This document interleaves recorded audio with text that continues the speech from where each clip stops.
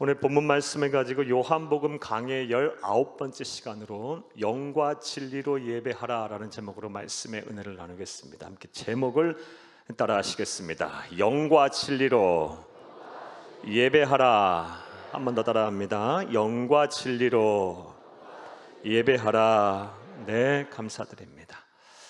사랑하는 여러분, 지난 한 주 동안 우리 교회는 새생명 전도 축제, 초청주일, 재초청주일, 또 어버이 주일, 어린이 주일 예배를 드리는 관계로 주일 예배 때 요한복음 강해를 하지 못했습니다. 오늘부터 다시 요한복음 강해를 시작하려고 합니다. 여러분에게 큰 은혜가 되는 시간이 되기를 간절히 주의 이름으로 축복합니다. 이를 위해 먼저 지난 시간까지의 말씀을 간단하게 좀 드려보겠습니다. 시간이 좀 오래된 관계로 요한복음 1장부터 지난 시간에 본문 말씀이었던 요한복음 4장 19절까지의 말씀을 간단하게 요약을 한번 해드려 보겠습니다. 사랑하는 여러분, 요한복음은 우리 주 예수 그리스도의 생애와 사역을 기록한 복음서입니다. 그리고 우리는 요한복음 1장부터 지난 시간의 본문인 요한복음 4장 19절까지의 말씀 속에서 우리 주 예수 그리스도의 공생애의 초기 중요한 사역들을 살펴보며 은혜를 나눴습니다. 요한복음 1장에서 우리 주 예수님께서는 온 인류를 구원할 메시아로서의 사역을 시작하시면서 이 사역의 선포식 개념으로 세례 요한으로부터 물세례를 받으셨습니다. 이후 예수님께서는 예수님의 12제자 중에 최초의 제자들인 안드레, 요한, 베드로, 빌립, 나다나엘을 부르셔서 제자로 삼으셨습니다. 이러한 내용이 요한복음 1장의 말씀입니다. 요한복음 2장에서 예수님께서는 육신의 가족들 그리고 제자들과 함께 갈릴리 가나라는 곳에 가셔서 혼인잔치에 참여하셨고, 그곳에서 물을 포도주로 바꾸는 메시아로서의 최초의 기적을 행하셨습니다. 이 갈릴리 가나에서의 최초의 기적을 행하신 이후에 유월절이 가까워서 예수님께서는 예수님도 유대인이었던 관계로 율법에 따라 예루살렘 성전에 가서 제사를 드리시기 위해 북쪽 갈릴리에서 남쪽 예루살렘으로 내려가셨고 예루살렘 성전에 가셨습니다. 자, 하지만 예루살렘 성전에 가보니 그곳이 우리 주 예수님께서 생각하셨던 것과는 전혀 다른 일들이 벌어지고 있었어요.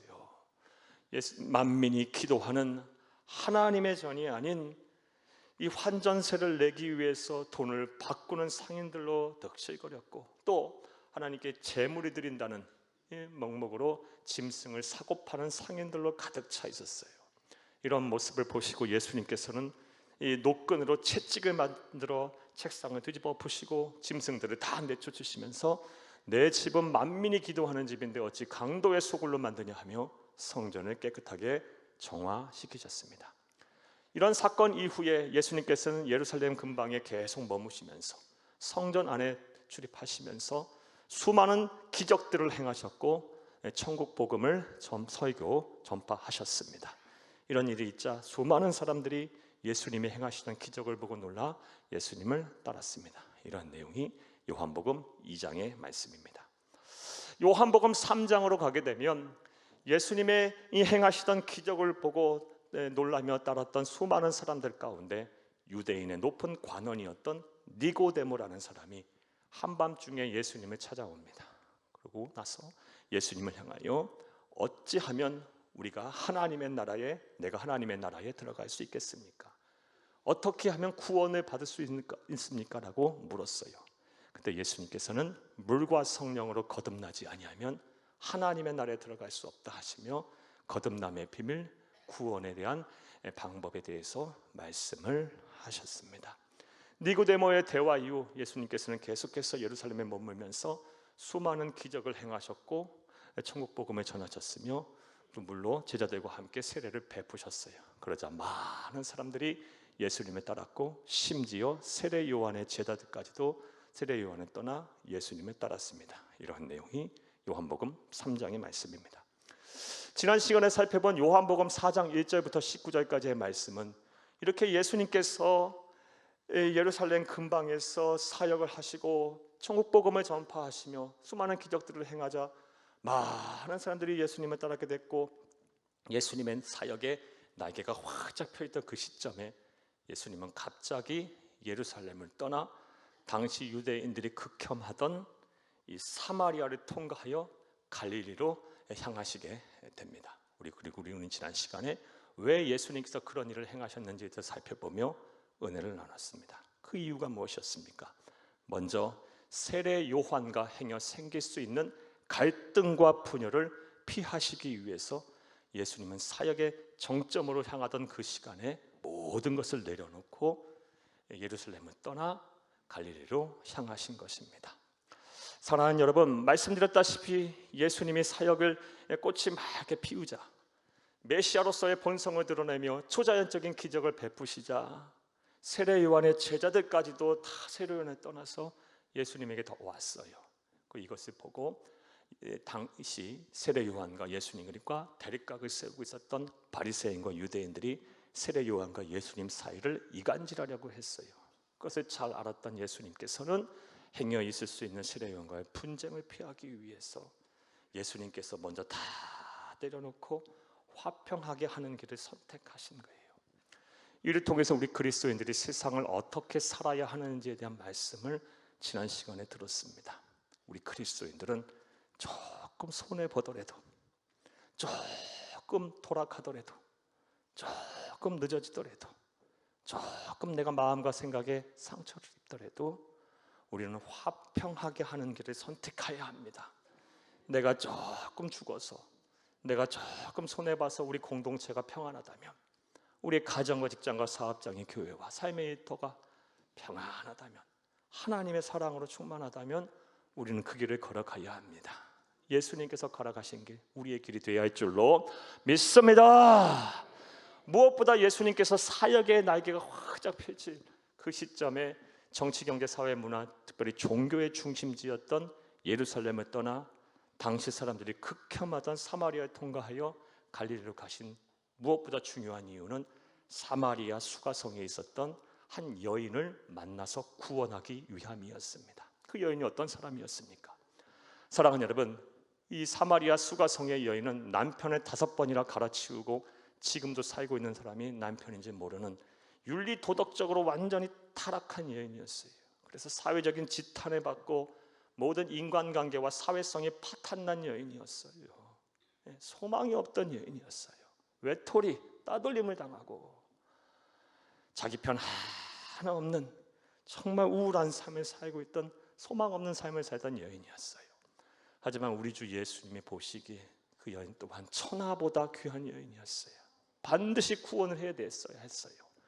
그래서 예수님께서는 밤새도록 쉬지 않고 걸으셔서 정오의 사마리아 수가성의 우물가에 도착을 했고, 아무도 돌아다니지 아니하는 이 정오, 뙤약빛, 너무 뜨거운 그 햇빛을 피하여 다 쉬는 그 틈에 몰래 물길로 온 그 여인을 우물가에 만나시고 그 여인에게 구원의 확신을 주셨습니다.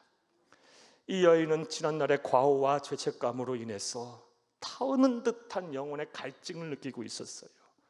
이 여인을 향하여 우리 주 예수님께서는 영원히 목마르지 않은 샘물을 주셨어요. 죄 사함에 대한 확신을 주셨고 구원의 소망을 주셨어요. 다시 살 수 있는 힘을 허락하여 주셨습니다. 줬어요. 그런 후에 우리 본문 말씀을 보게 되면 예수님께서는 이 여인을 향하여 남편을 데려오라 그랬어요. 그러다 이 여인이 나에게는 남편이 없다 그랬어요. 5명을 갈아치우고 지금 살고 있는 남자도 남편이 아닌 거예요. 예수님이 네 말이 옳도다라고 말씀하셨어요. 그때야 비로소 이 여인이 예수님을 향하여 신앙 고백을 하여 합니다. 선지자로서이다.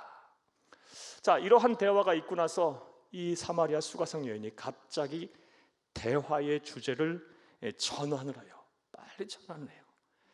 구원과 영생과 이 목마름에 대한, 영혼의 갈증에 대한 대화를 나누다가 갑자기 화제를 전환합니다. 오늘 보면 20절을 함께 보겠습니다. 우리 조상들은 이 산에서 예배하였는데 당신들의 말은 예배할 곳이 예루살렘에 있다 하더이다. 아멘. 대화의 주제를 예배로 바꿔버려요. 우리 조상들은, 사마리아 사람들은 사마리아 성 안에 있는 그리심산이라는 곳에 신전에서 예배하는데, 당신들 유대인들은 율법에 따라 예루살렘 성전에 가서 예배해야 한다고 하나이다. 어디에 가서 예배하는 것이 옳습니까? 이걸 물어본 거예요. 자, 사랑하는 여러분, 그런데 이러한 사마리아 수가성의 여인의 질문에 대해 우리는 다음과 같은 의문을 갖게 돼요. 왜 대화의 주제를 이렇게 바꾸는 데 있어서 이 사마리아 수가성 여인은 황급히 대화의 주제를 예배로 선택을 했을까요? 자신의 부끄러운 과거가 이렇게 확 예수님 앞에 드러나자 빨리 화제를 전환했는데, 왜 그 화제에 전환한 주제가 예배였을까요? 그 이유는 너무나도 명확합니다. 우리도 마찬가지, 모든 사람들이나 마찬가지일 거예요. 지난날의 과오와 죄와 허물로 인해서 죄책감 속에 살고 있는 사람들, 인생이 어두운 사람들, 소위 막장 인생을 사는 사람들은요, 절대자를 찾아 절대자를 예배를 통하여 만나 죄 사함을 받고 구원받고 싶기 때문에 그래요. 그리고 다시 시작하고 싶기 때문에 그래요. 사람은 구원할 수 없고, 사람은 나를 편안케 할 수 없으며, 사람은 나를 의인으로 만들 수 없지만 절대자를 찾아 그분을 만나 내가 죄 사함을 받고 구원을 받을 수만 있다면 다시 시작할 수 있을 텐데 라는 심정으로 대화의 주제를 구원의 기쁨, 영생의 은혜를 받고 보니 예배가 필요해서 예배로 전환을 한 것입니다. 지금 이 순간에도 이 사마리아 수가성 여인과 같은 심정을 가지고 이 자리에 계신 분들 분명 계시리라고 봅니다. 지난날의 죄책감과 과오 좀 벗어버리고 싶은데 절대자인 하나님을 만나서 다시 시작하고 싶은 분들 계실 거예요. 이런 분들에게 하나님의 특별하신 위로의 영과 회복의 영이 임하기를 간절히 주의 이름으로 축복합니다. 축복합니다. 사마리아 수가성 여인은 구원의 기쁨, 영생의 은혜를 체험한 이후, 영원히 목마르지 않은 샘물을 마신 이후에 대화의 주제를 예배로 전환했어요. 그리고 예수님에게 물었어요. 우리가 어디에 가서 예배를 드려야 합니까? 그러자 오늘 본문 말씀 21절 이하의 말씀을 보게 되면 예수님께서는 분명하게 말씀하셨어요. 어디에서 예배를 드리는 것이 중요한 것이 아니라 바르게 예배하는 것이 중요하다. 바르게 예배해야 하나님이 그 예배를 받으시고 바르게 예배하는 자의 예배자를 찾으신다라고 하나님 말씀하시면서 어떻게 드리는 것이 바른 예배인지 명확하게 우리에게 제시하셨습니다. 자, 그렇다면 이제부터 생각을 해보겠습니다. 우리 그리스도인들이 예배를 하나님 앞에 드려야 할 텐데, 우리 하나님이 찾으시는 예배, 바른 예배란 어떻게 드리는 것일까요? 이제부터 따라하시겠습니다. 첫째로, 따라합니다. 첫째로, 영으로 예배 드려야 합니다. 하나님이신 예수님께서 말씀하신 바른 예배란 영으로 드리는 예배입니다. 오늘 보면 23절에서 24절을 함께 보겠습니다. 아버지께 참되게 예배하는 자들은 영과 진리로 예배할 때가 오나니 곧 이때라. 아버지께서는 자기에게 이렇게 예배하는 자들을 찾으시느니라. 하나님은 영이시니 예배하는 자가 영과 진리로 예배할지니라. 아멘. 하나님은 영이시기 때문에 영으로 예배를 드려야 그것이 바른 예배이며, 영으로 예배를 드리는 자의 예배를 받으신다. 예배 드리는 자의 예배 드리는 자를 찾으신다라는 것입니다. 그러므로 저와 여러분 또한 영으로 예배를 드려야 할 줄로 믿습니다. 그렇다면 영으로 예배를 드린다는 말의 의미는 뭘까요? 영으로라고 번역이 된 헬라 원어는 엔퓨뉴마티입니다. 엔퓨뉴마티. 퓨뉴마티는 영어로 스피릿, 성령이고요. 엔은 영어로 전치사 인입니다. 그러니까 영으로 예배를 드리라는 말은 성령 안에서 예배를 드리라는 말이에요. 성령 안에서 예배. 따라서 저와 여러분은 성령 안에서 예배를 드려야 합니다. 그래야 우리의 예배를 하나님이 받으시는 거예요. 100번, 1000번 예배를 드려도 성령 안에서 예배를 드리지 않으면 하나님은 우리에게 말씀하실 거예요. 나는 네가 드리는 예배를 본 적도 없고 받은 적도 없다라고 말씀하실 거예요. 저와 여러분은 성령 안에서 예배를 드려야 할 줄로 믿습니다. 자, 그렇다면 또 생각을 해봐요. 성령 안에서 예배를 드린다는 말은 어떻게 하라는 걸까요? 이에 대해서 예배 신학자들과 많은 강해 선교자들이 크게 두 가지의 중요한 해석을 우리에게 하고 있어요. 첫 번째 해석은요, 성령 안에서 예배하라는 말은 이 성령으로 거듭난 후에 예배를 드려야 한다는 것입니다. 한번 따라합니다. 성령으로 거듭난 후에 예배해야 한다.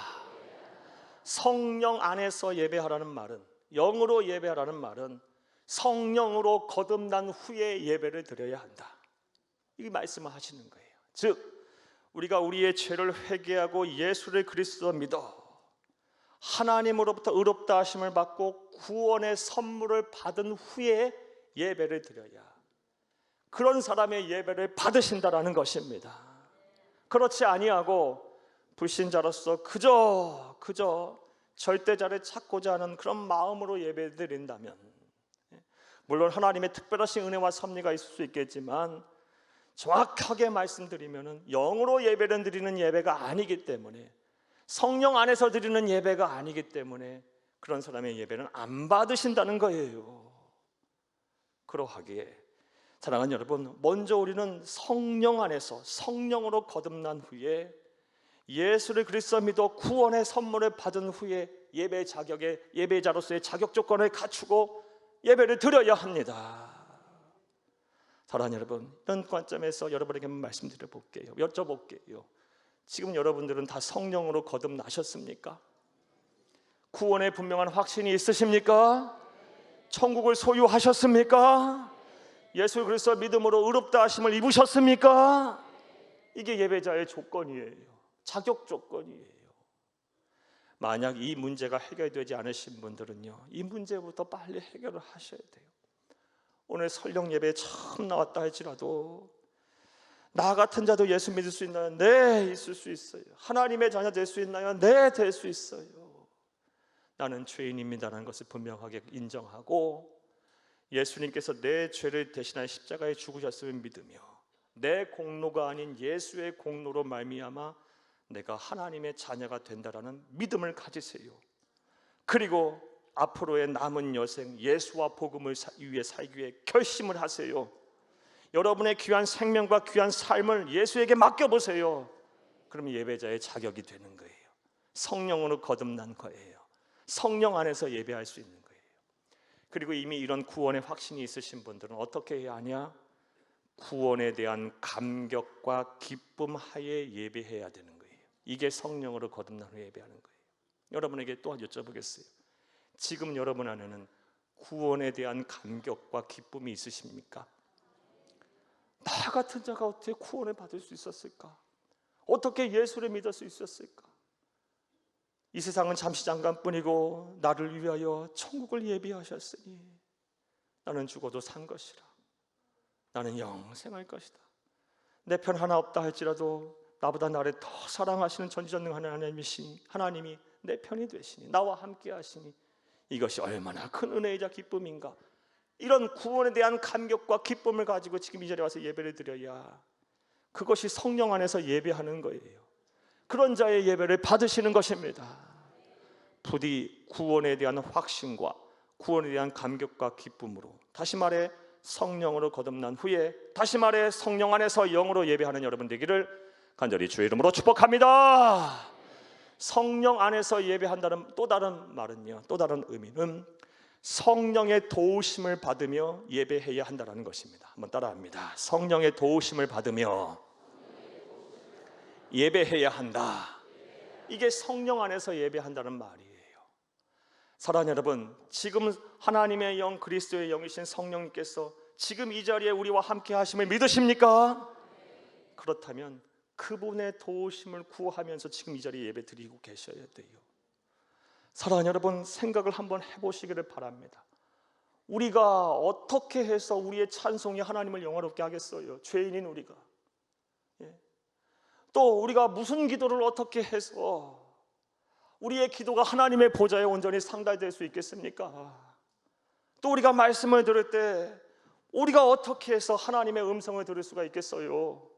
또 우리가 하나님 앞에 예물을 드릴 때 어떻게 해야 우리가 우리 안에 자원하는 마음과 감사하는 마음이 막 샘솟듯 날 수 있겠어요? 이거 우리의 힘으로 안 되는 겁니다. 성령 하나님께서 우리의 찬양을 도와주셔야 막 우리의 영이 깨어 하나님을 영화롭게 하는 찬송도 부를 수 있는 것이고, 성령 하나님께서 우리가 예배 중에 우리 하는 기도를 도와주셔야 우리의 기도가 하나님의 보좌를 막 움직이는 막 역동적인 기도가 되는 것이며, 성령 하나님께서 지금 이 시간에 말씀을 들을 수 있는 들을 귀를 열어주셔야, 믿음을 주셔야 설교를 듣는 가운데, 말씀을 듣는 가운데 하나님의 음성을 들을 수 있는 것입니다. 또 성령 하나님께서 도와주셔야 하나님께 예물 드리는 것이 아깝지 않고 인색하지 않고 막 기쁜 마음으로 보람 있게 감사하며 가치 있게 막 드릴 수 있는 거예요. 믿음의 형제자매들과 교제하는 것도 마찬가지예요. 성령 하나님께서 도와주셔야, 사랑하는 여러분, 나와 함께 신앙생활하는 사람들이 정말 내 한 몸 같고 정말 사랑하고 또 용서하고 이해하고 한 몸처럼 지낼 수 있는 거예요. 성령 하나님이 안 도와주시면 안 되는 겁니다. 그러므로 우리는 예배를 드리는 내내 성령님의 도우심을 간구해야 돼요. 하나님이여, 나를 도와주셔서 내 찬송이 하나님을 영화롭게 해주시고, 내 기도가 하늘 보좌를 움직이게 해주시고, 말씀을 들을 때 하나님의 음성 듣게 하시고, 기쁜 마음으로 감사가 넘치는 마음으로 예물 드리게 하시고, 믿음의 형제 자매들과 교제하는 데 있어서 사랑의 교제를 온전하게 하옵소서.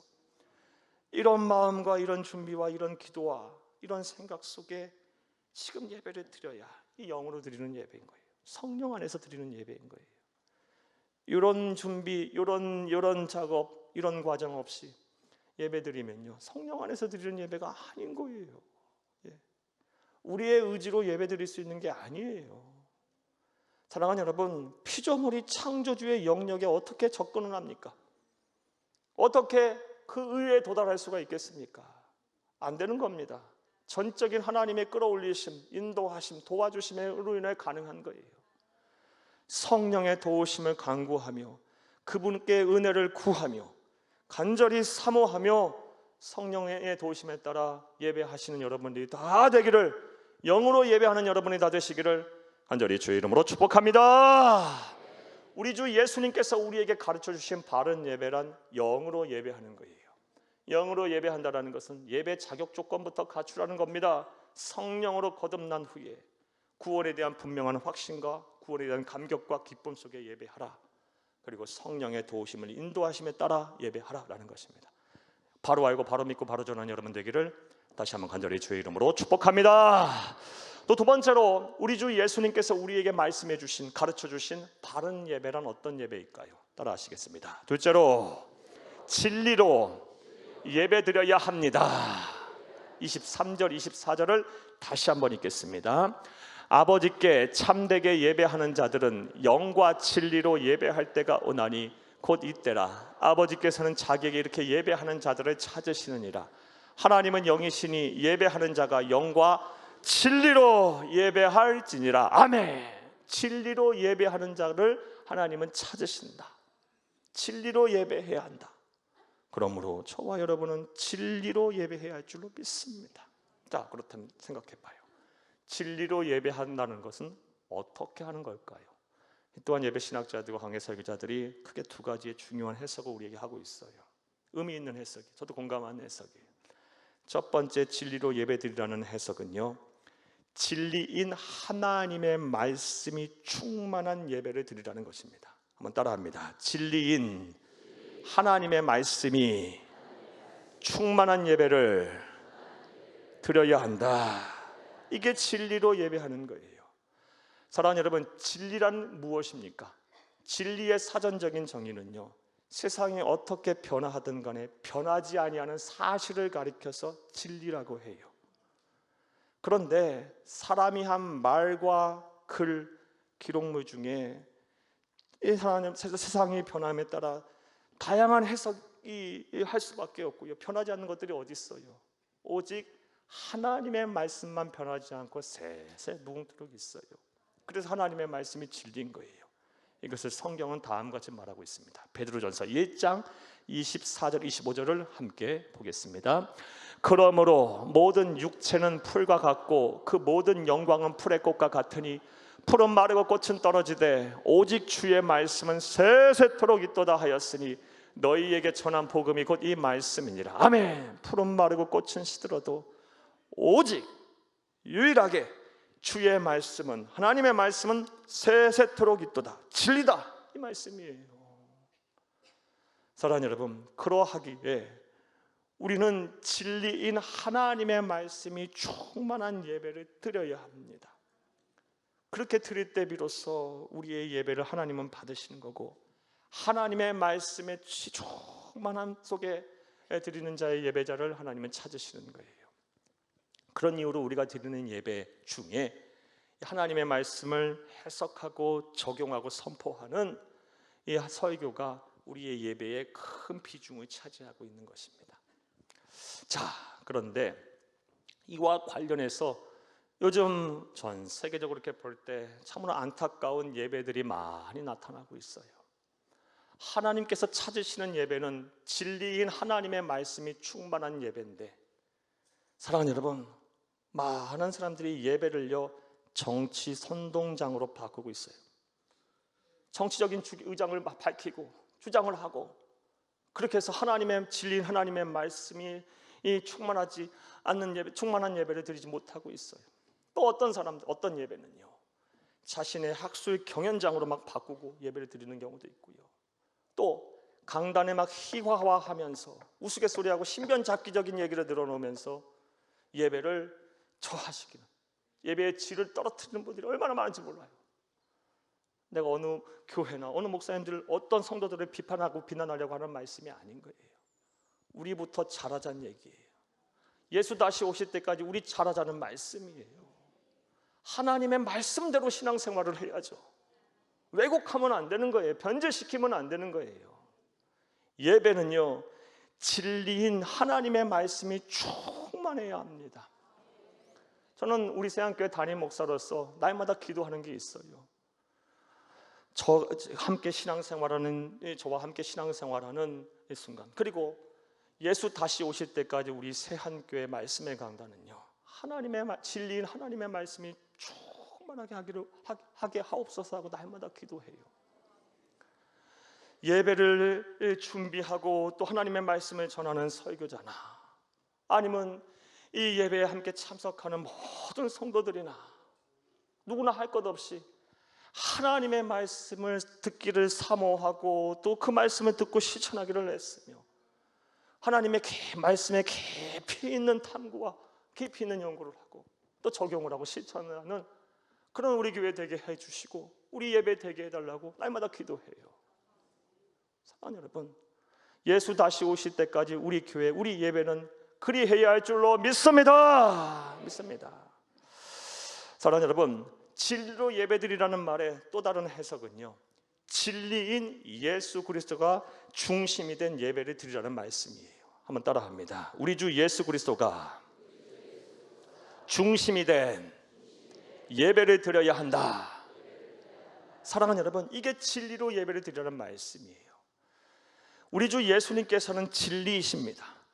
세상에 어떤 일이 일어나건 무슨 말을 하던 간에 예수를 통하지 않고는 구원에 이를 수가 없어요. 변하지 않는 사실이에요.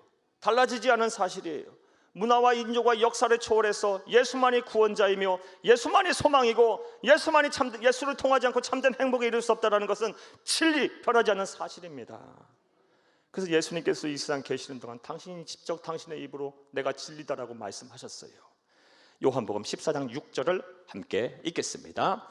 예수께서 이르시되 내가 곧 길이요 진리요 생명이니 나로 말미암지 않고는 아버지께로 올 자가 없느니라. 아멘. 예수님이 진리예요.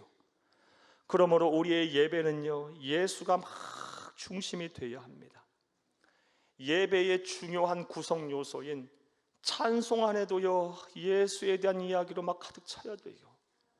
예수가 막 높아져야 돼요.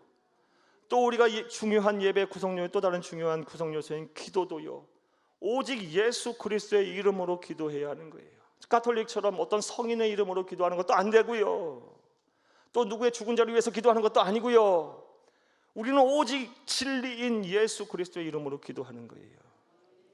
또 하나님의 말씀을 듣고 하나님의 말씀을 선포하는 이 과정에서도요, 우리 주 예수 그리스도가 막 부각이 돼야 돼요. 우리를 사랑하셔서 우리를 위해 아낌없이 목숨을 내어주신, 생명을 아낌없이 내어주신 예수 그리스도의 사랑, 구속의 은혜, 또 부활하신 예수님, 다시 오실 예수님을 우리는 찬양하고 그 말씀을 들어야 하고요. 또 중요한 예배의 요소인 하나님께 예물 드리는 것도 우리 주 예수 그리스도의 구속의 은혜가 너무 고맙고 감사해서 나 같은 자를 구원하시고 나 같은 자를 사용하여서 주의 일을 감당케 하셨으니 그 은혜가 너무 고맙고 감사해서 기쁨으로 차원하여 하나님께 예물 드리는 것이며, 또 예배의 중요한 구성 요소인 믿음의 형제자매의 교제도요, 마찬가지예요. 우리가 무엇으로 어떻게 형제자매들을 사랑하고 할 수 있겠어요? 형제자매를 사랑하되 예수님의 마음 가지고 예수님의 사랑 가지고 사랑하는 것이며, 그 형제자매들과 교제하는 가운데 예수님의 형상을 볼 수 있어야 되는 거예요. 사랑하는 여러분, 우리의 예배의 중심은 진리인 예수님이 되어야 합니다. 지금 여러분에게 한번 여쭤보겠어요. 지금 여러분의 마음과 생각, 여러분의 영혼의 중심은 누굽니까? 예수님이 자리 잡고 계십니까? 왜 교회 안에 십자가를 걸어놓을까요? 왜요? 장식품으로? 상징적인 의미로? 그럴듯하게 인테리어용으로? 아니요. 십자가를 걸어놓은 이유는요, 예수가 중심이 되어야 한다는 말씀이에요. 의미에서 그렇게 하는 거예요. 구속하신 예수만을 바라보라는 겁니다. 사람 보고 목사 보고 누굴 보고 예배를 드리지 말고 예수를 바라보고 예수를 바라보고 구속하신 예수만을 바라보고 예배하라는 거예요. 사랑하는 여러분, 지금 여러분의 모든 것들 내려놓고 세상의 염려와 근심도 내려놓고 여러분의 경험과 여러분의 생각과 여러분의 주장도 내려놓고 구속하신 예수를 바라보면서 성령의 도우심을 간구하며 은혜 받기를 간구하며 영과 진리로 최선의 예배 드려보세요. 하나님께서는 예배를 통해 일하세요. 예배를 통해 여러분을 만나실 거예요. 여러분의 삶의 문제를 해결하실 것입니다. 분명한 확신을 주실 것입니다. 믿음과 용기를 주실 것입니다. 이러한 은혜와 복이 여러분 가운데 충만하기를 간절히 주의 이름으로 축복합니다. 말씀 맺겠습니다. 예배란 우리 그리스도인이 하나님께 드릴 수 있는 최고의 경배 행위를 가리켜서 예배라고 합니다. 이게 예배학적인 정의예요. 우리 그리스도인들이 하나님께 드릴 수 있는 최고의 경배 행위가 바로 예배입니다. 그리고 예배는 우리 그리스도인이 신앙생활하는 것에 있어 가장 기본이 돼요. 사랑하는 여러분, 성도는 예배에 성공해야 신앙생활을 잘하는 거예요. 저도 성도고 여러분도 성도예요. 저도 그렇고 여러분도 그렇고 예배 엉망, 예배 생활 제대로 안 하게 되면 별 볼 일 없는 거예요. 대단한 봉사와 충성과 헌신의 자리에 서 있다 해도 예배가 엉망인 사람은 신앙생활 제대로 하는 거 아니에요. 그게 신앙생활의 기본이기 때문에. 물론 성도가 어떻게 예배만 드리고 삽니까? 예배를 잘 드린 이후 점차 우리의 영적인 지경이 넓어지는 거예요. 예배가 딱 중심에 두고, 예배를 중심에 두고 하나님의 말씀도 배우고 또 봉사와 충성과 헌신도 하고 또 전도와 선교도 하고 어려운 이웃도 돕고 점차 영적 지경이 넓어지는 것이 신앙이 성장하는 것이고 신앙이 성숙해지는 거예요. 예배를 잘해야 돼요. 예배에 성공해야 신앙생활 성공하는 것이고 우리 그리스도인 인생에 성공하는 거예요. 그런 의미에서 오늘 본문 말씀을 통해서 우리 주 예수님께서 어떻게 드리는 것이 바른 예배인지 우리에게 분명한 말씀을 주셨어요. 영과 진리로 예배하라. 성령 안에서 예배하라. 성령으로 거듭난 후에 구원의 감격과 기쁨 속에 분명한 구원의 확신 속에 예배하라. 성령의 도우심을 간구하며 집중하여 기도하며 예배하라. 진리로 예배하라. 진리인 하나님의 말씀이 충만한 예배를 드려라. 진리인 우리 주 예수 그리스도가 중심이 되는 예배를 드려라. 하나님은 그런 자의 예배를 찾으신다고 말씀하시고 그런 자의 예배를 받으신다 말씀하셨어요. 여러분의 예배가 평생 동안 드리는 예배가 영과 진리로 드리는 예배가 되어 예배를 통해 여러분의 삶의 문제가 해결되고 우리 주 예수님을 만나며 복을 받는 여러분 다 되기를 간절히 주의 이름으로 축복합니다. 축복합니다. 축복합니다.